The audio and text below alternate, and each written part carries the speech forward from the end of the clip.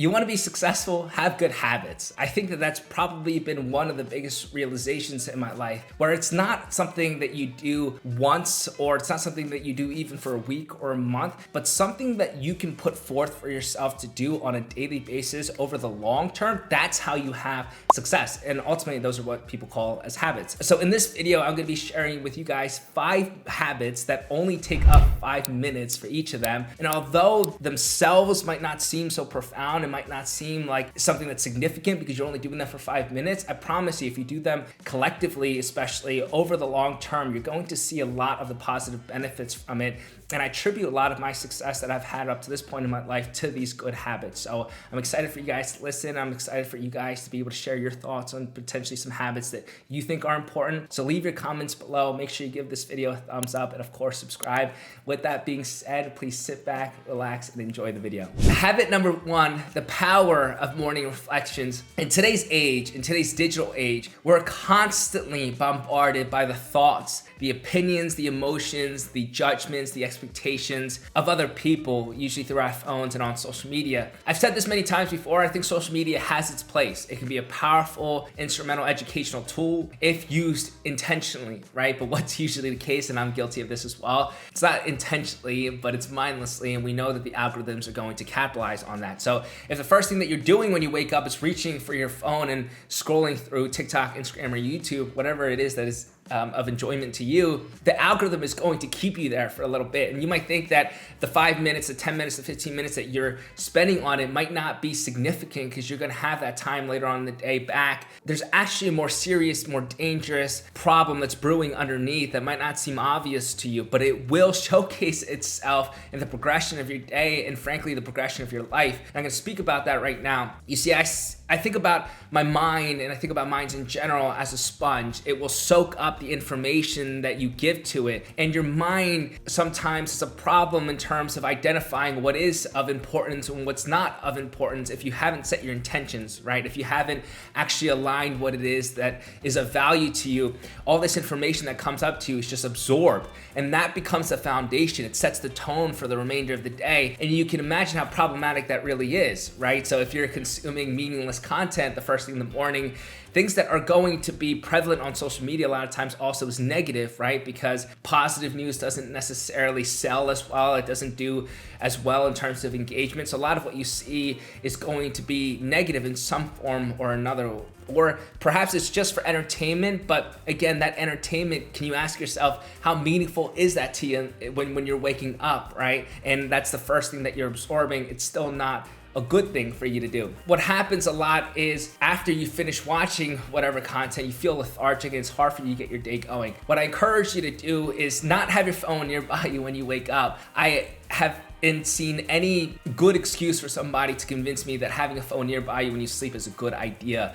Maybe if you're a doctor being paged, that's okay. But usually I would recommend just getting a analog alarm clock, having that wake you up, having your phone not in your vicinity because the temptation is too great and the consequences are too great to even play around with. And so you go through your morning routine, but a part of that morning routine should be these reflections. This is an opportunity for you to block out the noise, right? Without the noise of podcasts on in the background or music on in the background or social media on the background, without the screens up, without any of this stuff up, it's your time, your opportunity to actually listen to your own voice and say, okay, what are the things that I did yesterday that I did really well with, right? That I could continue to improve upon or build upon? What are some areas that I was weak at yesterday that I can do better at today? So it's your time for honest accountability that looks in the form of these reflections. It can be a really powerful way for you to set the tone in a positive manner. And it doesn't have to be this profound thing, right? So 5 minutes, especially if you've never done this before, 5 minutes will make the world's difference, right? And trying to understand, okay, this time is important for me to align myself so that I can make the most out of today. And if you do that on a repeated basis, you'll start to recognize its power. And so I completely urge you to do it yourself. Habit number 2, daily goal setting. Now that we've spoke about reflecting on what you did yesterday, now let's speak on what we're going to be doing today to make the most out of it, right? And so you've understood your weaknesses and your strengths. Now, how is it that you're going to apply yourself today so that you can make the most out of it? There's 2 issues that people happen to do here. One, they won't make goals for themselves. themselves at all. They'll think that, oh, I'll just figure it out.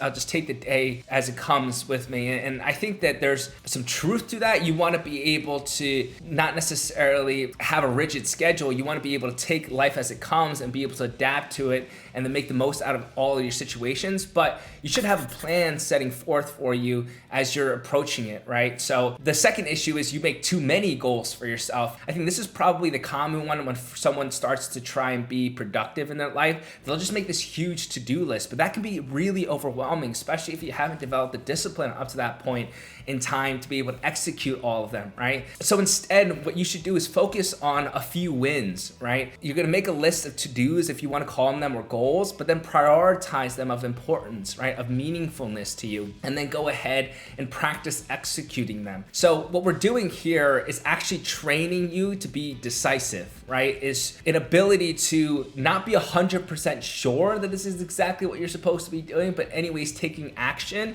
and then learning as you go, right? So what a lot of people do is they'll fail to start something because they've never trained themselves to be able to prioritize and then execute. So it's that two-stage thing that we're working on here, and it only takes 5 minutes. So what you're gonna do is create a list of things that you have to get done. You're gonna prioritize them, and you're gonna practice executing whichever ones that you did prioritize, whether it's 3 or whether it's 5 of them, and you're gonna practice making decisions to actually apply them in that day. Is it going to be perfect? Are you going to know exactly what you should be doing every single day? Are you going to be absolutely sure that those 3 to 5 things are the most important? No, but that's not the point here. We're trying to train you to be decisive, and I promise you this decisiveness is actually going to pay off in the long run. When you are in that situation which most people wouldn't take action, you're gonna be the leader. You're gonna be the type to take the step or learn along the way. So what we're doing here is setting your goals and practicing executing them. It is a really good habit to utilize. Habit number 3, continue a positive habit from the day before. This is an odd one, perhaps, and I don't think I've seen many people talk about this, but this is so important. Now we've talked about the power of reflections, we talked about the power of setting priorities and then executing them and practicing decisiveness, but we have to practice discipline or continuation of our goals, or the ability to actually follow through with our goals, whatever you want to call that. That's also a skill, right? And what I see a lot of times is people are really good at the first few days of achieving their goals, or the first month, or the first 2 months when the emotions are high, right? When they're inspired, when they're motivated. But when that emotion dies down, can you stay committed to what you said that you would do? And so one of the habits that you should get in the habit of doing is prolonging one or continuing one from the day before. And it can be as small as making your bed each morning, right? So you can understand how that's within the first 5 minutes, but it's teaching you discipline. It's teaching you how to set a goal, and we've already executed it one or a few times, but how to continue on with that. And you'll see that you'll get better with whatever that goal was. So maybe you're making your bed a little bit faster. That's probably not the best example, but let's say that your goal was to create content on a daily basis, right? And so we can understand that creating content, whether it be a story post, whether it be a tweet, or whether it be anything of a short video, it can be a very short amount of time that you're spending making that video, even around 5 minutes, right? But you'll start to recognize if you do that over and over again that you'll get better at it. You'll become more efficient at it. You'll learn how to systemize it. You'll learn how to make that process into something that's more streamlined, right? But you would have never known how to do that if you weren't able to continue doing it on a daily basis, if you weren't consistent with it. So that's a positive habit. Take something that you want to continue, and a part of your daily routine is to prolong something from the day before. And this again is teaching that level of consistency, which I think people tend to overlook. They think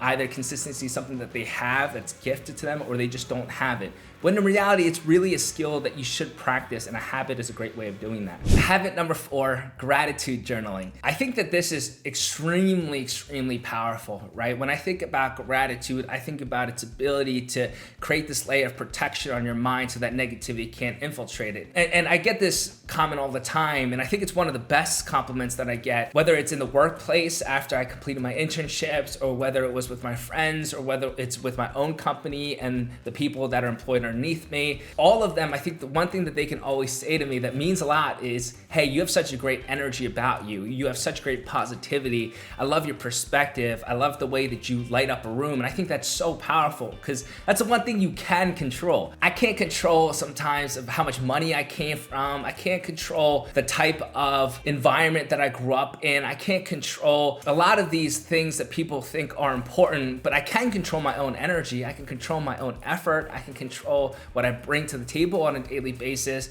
in terms of the emotional aspect of it. And it goes a long way, right? Like when you are a positive person, you uplift the entire environment of whatever place that you're in. And so I think that that means a lot to me, but how do I do that? It's a lot of times due to my gratitude journaling, right? Or it's an ability to be grateful for the things, even if it's not physically writing them out, it's me being aware of it or cognizant of it. Look, I came from a background in which there was a lot of not so pretty things, right? I grew up in a very poor immigrant family household. There was a lot of relationship issues. There's a lot of financial issues. My parents got divorced. There was a lot of depression in our family. There's a lot of things that were holding me back when I was younger. When someone would tell me, hey, you can't allow that type of negativity to continue dictating your life, I would kind of be offended by that. Like I would be like, you have no idea what you're talking about. Like you have no idea what I went through, right? And I would get very offensive. I would be very defensive about the whole situation. But in reality, they were right. That was the type of awakening that I needed. And I got to understand that there were things that I could be grateful for in the midst of my struggle, that there were things that I was taking for granted on a daily basis. The fact that I had a family at all, the fact that I had a bed to sleep in, even if I was sharing a room, like the fact that I had the level of support, the fact that I was able to get an education, all these things were things that I was grateful for. And when I could align my vision that way, when I could look at my life through a gratitude lens, right? Like I'm grateful and I'm lucky to be in this position. I'm very blessed to be able to do this, right? It transforms everything that you do, and it really does ignite a level of energy, a level of positivity within you. So I always tell people that the positivity is important, but it stems from gratitude, and I hope that you're able to practice that on a daily basis. And again, 5 minutes, right? You don't need to be practicing gratitude for this extensive period of time. Literally, if you want to be making it part of your journaling session that you already have in your mornings, great. If you want to do it in the mid part of your day, great. Sometimes I just have my notes sheet on my phone and I'll write things out that I'm grateful for. And then when things are going awry, then I'll take a look at it. I'm like, yes, this is my ability to stay grounded even in that moment. However that looks like for you, I'd encourage you to try it yourself. Habit number 5, water your relationships. This is a serious problem of mine where I am the worst texter ever. I am absolutely atrocious with it, and I know that it's not a good thing. I'm the type where I'm so fully engulfed with what I'm doing in terms of my work. And now that I'm spread out kind of thin with business and with school and everything in terms of my work, sometimes I don't necessarily have the opportunity to respond to a message. And then there's so many messages each day and it gets lost in the fold. And it's such a bad habit of mine that I've developed, and I don't want that to be the case. I want to showcase other people that they are meaningful to me, right? And that I totally respect their time and I totally respect the relationship that they have with me. And so I think watering relationships are such an important aspect of my personal development as well, because at the end of the day, we are social creatures. And I'm not saying water all your relationships, right? What are the ones that are important to you? What are the ones that are in your close circle that actually want the best for you and want the best for them, like the selfless types of relationships? And what you should do within that 5-minute span is just reach out to them, right? Whether it's a message of, hey, I'm thinking about you and I'm wishing you the very best today. Hey, I'm just praying on you. Hey, I've just been thinking about this because of X, Y, and Z that came up in my life, and I just want to wish you the very best of luck. Whatever that message is, a very short one, just let people know that you're thinking of them in your close circle. What I'll do within that span also a lot of times is call my dad and just say, hi, like, how's your day going? I miss you. And just that close relation that you have with your family members or with your close people around you, even a small text goes such a long way in terms of watering that relationship, because it needs that nurturing too. And so if you're somebody like me where maybe messaging people isn't your strongest suit and you get fully heavily engulfed in your work, let's keep each other accountable and not let that be an excuse to not respond to the people that mean a lot to us, right? So spend a little bit of time nurturing that relationship on a daily basis, and it will go a long ways in terms of them knowing that you respect them and them knowing that you care for them, and that's important. Okay. With that being said, that are all the 5 habits that will only take up 5 minutes of your day. And I think that they're going to make a profound impact on your life, even if each one of those themselves aren't necessarily this long span, this intensive process. All of them together on a consistent basis will make a big difference, and I hope that you're able to take that to heart. I love responding to you guys in the comments and having those conversations, so please leave your comments below, give this video a thumbs up, and make sure you're subscribed. So until next time, please take care, and I'll see you guys at the top.